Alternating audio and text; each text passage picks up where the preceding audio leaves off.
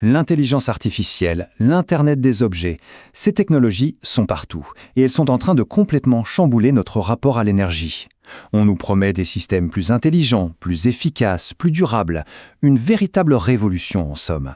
Mais est-ce que c'est vraiment aussi simple que ça? C'est justement ce qu'on va décortiquer ensemble. La question est sur toutes les lèvres. Entre nos besoins en énergie qui explosent et l'urgence climatique qui nous met le couteau sous la gorge, est-ce que la technologie peut, oui ou non, nous sauver la mise? Est-ce que c'est la solution miracle ou une fausse bonne idée? C'est vraiment la question centrale qui va nous guider tout au long de cette analyse. Alors, pour commencer à y voir plus clair, tenez-vous bien. Voilà un chiffre qui donne le vertige. 85 000 kilos. C'est quoi? C'est l'équivalent CO2, l'empreinte carbone, juste pour entraîner un seul gros modèle d'IA comme GPT-3. Pour se rendre compte de ce que ça représente, c'est l'équivalent de plusieurs dizaines de vols long courriers. C'est énorme. Et c'est là qu'on touche du doigt tout le paradoxe qu'on va explorer. Ok, alors pour bien comprendre tout ça, voilà le plan. On va d'abord se pencher sur ce fameux paradoxe de l'IA, ensuite on verra comment elle fait équipe avec l'IoT, après ça on plongera dans les applications concrètes, on regardera les bénéfices avec des chiffres à l'appui, les obstacles aussi bien sûr, et on terminera sur une idée super intéressante, l'IA frugale. Allez, rentrons dans le vif du sujet. Comment ça marche, concrètement, cette alliance entre l'IA et l'IoT pour optimiser notre énergie? Pour saisir tout le potentiel, il faut vraiment comprendre comment les deux travaillent main dans la main. En fait, il y a une analogie qui marche super bien. Imaginez que l'Internet des objets, l'IoT, ce sont les sens de notre corps. C'est ce gigantesque réseau de capteurs qui sont partout et qui collectent des infos en permanence. L'intelligence artificielle, elle, c'est le cerveau. C'est elle qui prend toutes ces données brutes, qui les trie, qui leur donne un sens, qui analyse, qui prédit et qui décide quoi faire. C'est simple, l'un sans l'autre, ça ne marche pas. Et attention, l'échelle de ce réseau de sens est juste hallucinante. D'ici 2025, on estime qu'il y aura plus de 75 milliards d'objets connectés. 75 milliards! Ça fait presque 10 appareils pour chaque personne sur la planète. C'est un volume de données qu'on n'a jamais vu auparavant. Une vraie mine d'or pour qui sait l'analyser. Bon, mais alors comment ça fonctionne tout ça? En fait, c'est un cycle assez simple, en 3 temps. Étape 1, l'IoT collecte. Les capteurs récupèrent des tonnes de données.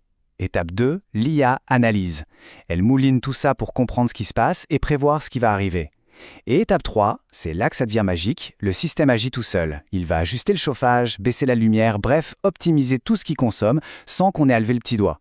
C'est un cercle vertueux entièrement automatisé. D'accord, mais où est-ce qu'on trouve cette technologie aujourd'hui? Eh bien, les exemples les plus concrets, on les voit dans 2 domaines qui nous concernent tous les jours. Les bâtiments, où on vit et travaille, et les réseaux électriques qui alimentent tout ça.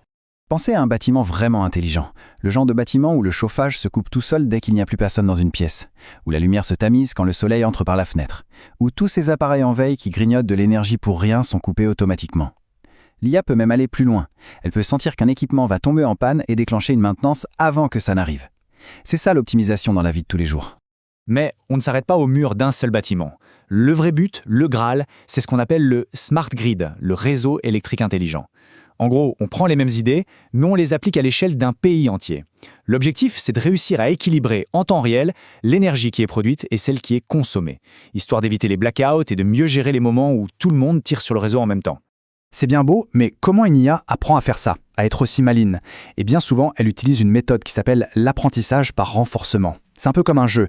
Imaginez une IA qui gère le thermostat. Elle tente un truc genre « Tiens, je baisse d'1 degré ». Puis elle regarde le résultat. Est-ce que ça a économisé de l'énergie? Si c'est une bonne action, elle reçoit une récompense, un bon point. À force de faire ça des milliers de fois, par essai-erreur, elle finit par découvrir toute seule la meilleure stratégie possible. Ok, la théorie, c'est une chose. Mais en pratique, ça donne quoi? Quels sont les vrais résultats? C'est le moment de parler chiffres, parce que c'est là que ça devient vraiment concret. Et les bénéfices, on les voit sur 3 grands axes. D'abord, économique, évidemment. Les factures d'énergie baissent, les coûts de fonctionnement aussi. Ensuite, environnemental, on réduit son empreinte carbone, on va vers plus de durabilité. Et enfin, social, le confort et la productivité des gens qui vivent ou travaillent dans ces lieux s'améliorent. C'est gagnant, gagnant, gagnant. Et là, attention, voilà le chiffre qui fait vraiment réfléchir. Une étude a montré que l'IA peut faire chuter la consommation d'énergie jusqu'à 73% pendant les pics de demande. 73%. C'est juste énorme. Ça prouve à quel point cette technologie est puissante pour écrêter ces points de consommation, ces moments où tout notre réseau électrique est au bord de la rupture. Bon, évidemment, si c'était aussi simple, ce serait déjà partout.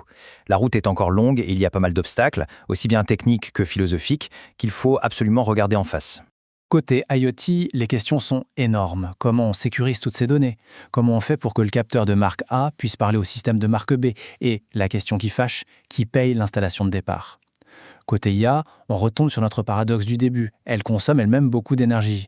Et puis, il y a ce qu'on appelle l'effet rebond. C'est un vrai piège. Si l'énergie devient super efficace et donc moins chère, est-ce qu'on ne va pas juste en utiliser encore plus? C'est une question cruciale. Alors comment on sort de ce paradoxe? Comment on fait pour que l'IA ne devienne pas elle-même une partie du problème qu'elle veut résoudre? Eh bien, il y a une nouvelle approche qui commence à faire son chemin. On l'appelle l'IA frugale. L'IA frugale, l'idée de base est super simple. C'est l'art de faire plus avec moins. Le but du jeu, c'est de concevoir des IA qui sont toujours aussi puissantes, mais beaucoup moins gourmandes en énergie et en ressources. Une IA plus légère, plus efficace, plus respectueuse de la planète en somme. Et comment on y arrive concrètement?